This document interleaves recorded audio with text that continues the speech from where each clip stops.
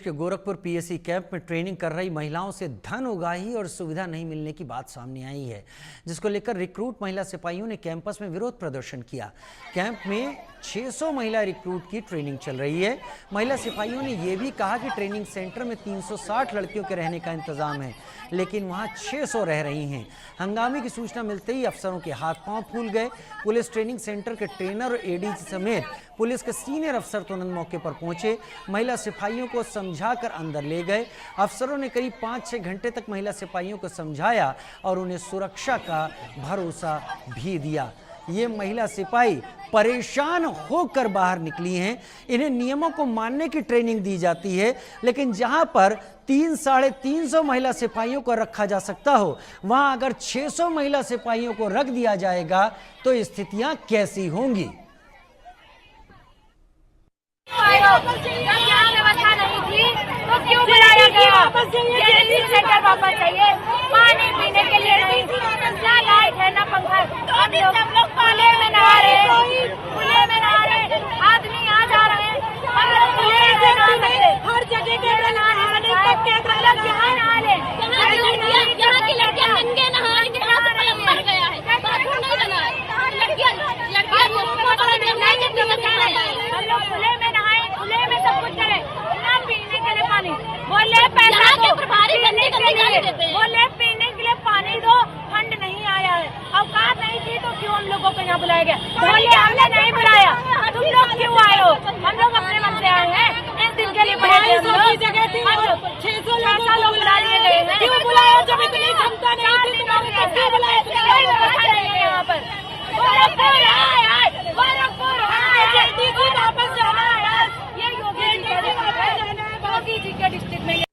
अभिषेक सिंह मेरे सहयोगी मेरे साथ इस वक्त जुड़े हुए ज्यादा जानकारी के साथ। अभिषेक, इन महिला रिक्रूट की बात करें या पुरुष रिक्रूट की बात करें, अगर सिक्योरिटी फोर्सेस की बात होती है तो वहां सबसे पहला नियम होता है नियमों को मानना और कायदे से रहना, जिसमें इस तरीके के आंदोलन या ये सब कुछ करना मनाही होती है। अपनी जिम्मेदारी को निभाना यहां सिखाया जाता है।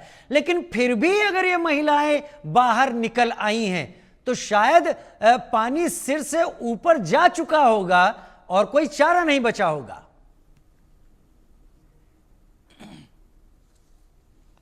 बिल्कुल राजीव, आपने बिल्कुल ठीक कहा कि आर्म्ड फोर्सेस में और सिविल फोर्सेस में सीधे तौर पर ट्रेनिंग की मंशा और मकसद यही है कि उन्हें ऑर्डर्स फॉलो करना, डिसिप्लिन और हायरार्की समझने के लिए ये सब कुछ किया जाता है, ताकि आने वाले वक्त में ऐसे कठिन परिस्थितियों में वो ऑर्डर्स फॉलो कर पाएं, हायरार्की के अनुसार आदेश पालन करके आगे कार्रवाई करें।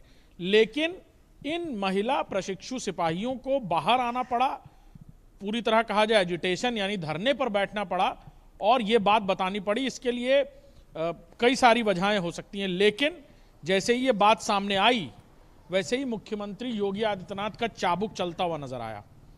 प्लाटून कमांडर संजय राय को निलंबित किया गया और इसके बाद ये चाबुक की रफ्तार इतनी ही नहीं रुकी। आनंद कुमार जो कंपनी कमांडर हैं उन्हें भी निलंबित किया गया। सरकार ने संस्तुति की उनके निलंबन की, तो सीधे तौर पर एक बहुत बड़ा संदेश भी देने की कोशिश की कि वो उत्तर प्रदेश जहां 60,000 से ज्यादा पुलिस में रिक्रूटमेंट होकर पारदर्शी तरीके से दूसरी बार भर्ती होती है, पेपर लीक को लेकर कानून बनता है और उसके बाद भर्ती पाने वाले अपनी मेहनत के दम पर ये वो छात्र थे जो अब पुलिस की वर्दी पहनेंगे, और अगर इनके साथ अन्याय होगा और ये आवाज नहीं उठा सकते तो फिर जनता की उठाई हुई आवाज को कैसे सुन पाएंगे? अभिषेक, मैं तस्वीरें देख रहा हूं इस वक्त, आप जब बोल रहे हैं तो हम तस्वीरें दिखा रहे हैं। कुछ महिला रिक्रूट रोती हुई दिख रही हैं, कुछ महिला रिक्रूट बता रही है पुरुषों का आना जाना था, कुछ महिला रिक्रूट कह रही है पीने का पानी नहीं था, बाकी सुविधाएं नहीं थी, और उस पर वो ड्रिल पीटी अलग से, नियमों को मानने की तलवार अलग से। बिल्कुल राजीव, ये ठीक है, और उनके आंसू जिस तरह निकले, उनका दर्द, उनकी परेशानी जिस तरह फबक कर वो अपनी परेशानी बताती हुई नजर आए, और किसी के लिए भी इस तरह वीडियो बनाना या उसे रिलीज करना या अपनी बात कहना ऐसे मौके पर नौकरी को भी दांव पे लगाने जैसा है। लेकिन ऐसा कुछ हुआ होगा जरूर। हालांकि इस पूरे मामले को लेकर एक विस्तृत जांच भी चल रही है, जिसको खुद डीजीपी की तरफ से सेटअप किया गया है और बाकी कारणों का भी पता लगाया जा रहा है कि आखिर वहां क्या होता था। लेकिन फिलहाल तत्काल प्रभाव की कार्रवाई में मुख्यमंत्री की नाराजगी के बाद सीधे तौर पर संजय राय और आनंद कुमार, जो दोनों ही वहां सबसे बड़े अधिकारी थे जिनके अंडर ये ट्रेनिंग हो रही थी, यानी प्लाटून कमांडर जिनके अंदर ये प्लाटून ट्रेनिंग ले रही थी और कंपनी कमांडर जिनके अंदर पूरी कंपनी ये ट्रेनिंग ले रही थी, इन दोनों को ही निलंबित किया गया है। बहुत शुक्रिया मेरे साथ जुड़ने के लिए अभिषेक, इस जानकारी के साथ आपका।